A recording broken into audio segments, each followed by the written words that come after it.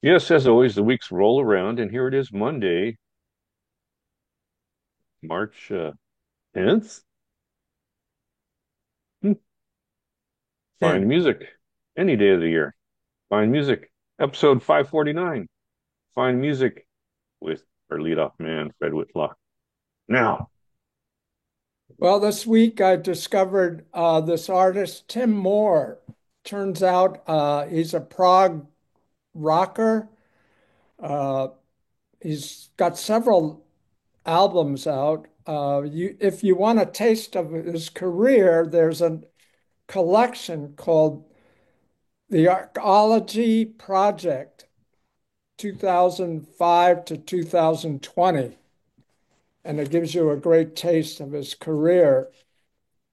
It's got 14 cuts on the album and has great prog rock numbers on there.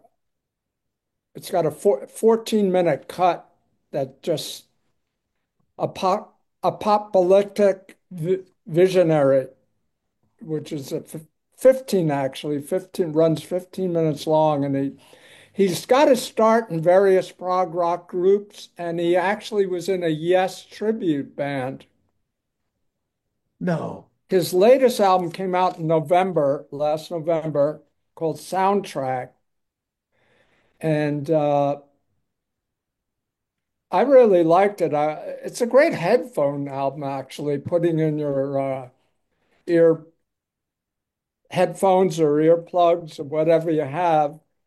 And he plays all the instruments on this album. He doesn't connect with any other artists. He plays numerous instruments, guitars, mandolin, banjo, bass, drums, and all the keyboards. Starts off with Remembrance, a prog sounding cut, and then goes into an instrumental cityscape. It's definitely modern prog with some roots into late 70s, late 60s and early 70s prog music. It's got that classic sound to it. But he also sings. And when he sings, he sounds almost Beatlish. I would say the roots of his vocal cuts are, if you like Magical Mystery Tour by the Beatles, you'll like his vocal cuts also. It would it gave me that feel of that album when he sings, and I liked each of the cuts. I liked his vocals. He, he's very adventurous in certain ways, and he has definitely roots in the past, which brings me a lot of pleasure. Then I discovered this artist who calls himself Sola Rosa. And he's got, I guess it's considered an EP since it only runs about 30 minutes. He's got a number of albums out, and EPs and songs. And this one has 8 songs, runs 30 minutes. His name is Andrew Sprogana, and he's been around for 25 years.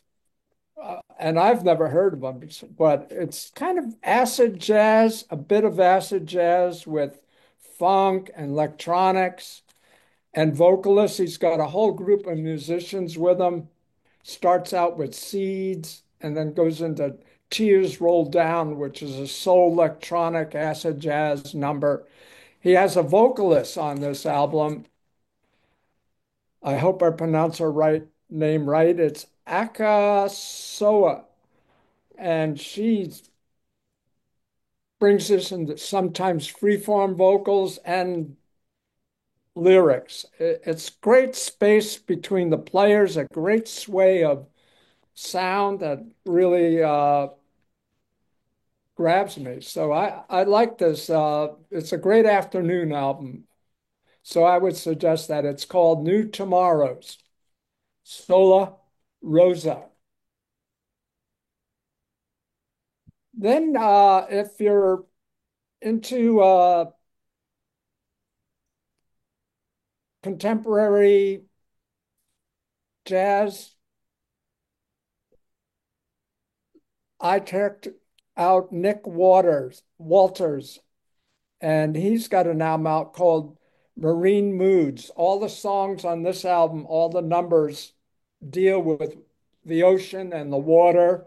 There's an actual cut Gulf Stream, which has a great trumpet in it and really swings. There's some really great grooves on this album. There's trumpet, flutes, piano, drums, bass, uh, some soprano sax once in a while. Everyone gets to solo on this album, and he's got great compositions. Walters has done all the writing for this, and it's a great musical dialogue between the players. The sounds flow and just like the ocean current. There's some other great tunes on here that will keep you interested in this modern jazz album. It's ends with a ballad that's a tribute to his grandmother, Journey for Joan.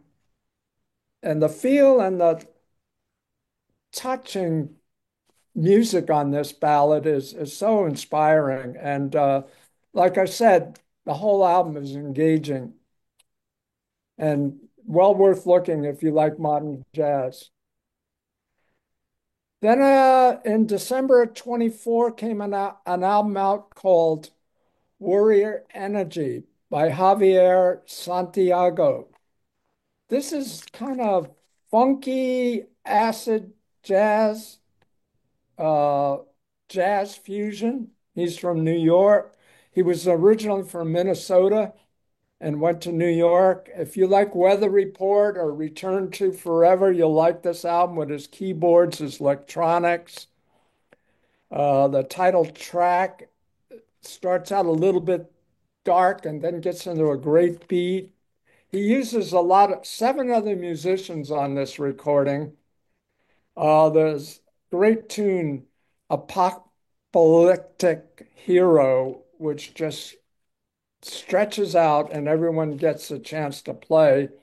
Yoga's Dream ends this album with a great trumpet solo in it. It's adventurous and a colorful music that if you like electronic jazz, you'll like this album. It's sometimes has a Latin feel to it, and other times, just like I said, that Return to Forever type keyboards and stuff in it. Then I discovered Funkatastic Players, and their latest album is Full Circle, and this came out in 2021, and it's led by David Williams on keyboards, and he's the producer of the album, and great saxophone player Marcus H. Mitchell. It's a tasty, deep funk, smooth jazz album. It's a great blend of soul and funk and contemporary jazz. It's easygoing if you liked maybe the early recordings of Grover Washington Jr. when he was recording for CTI Records, that funk jazz that he was doing, the soul jazz. You'll like this album. You'll like these players. They've got several albums out. You should check them out. It's great stuff on here, and they've also, some reviewers also compared this music to maybe being inspired by Gerald Albright from the 70s. So if you like those players, you'll like this album.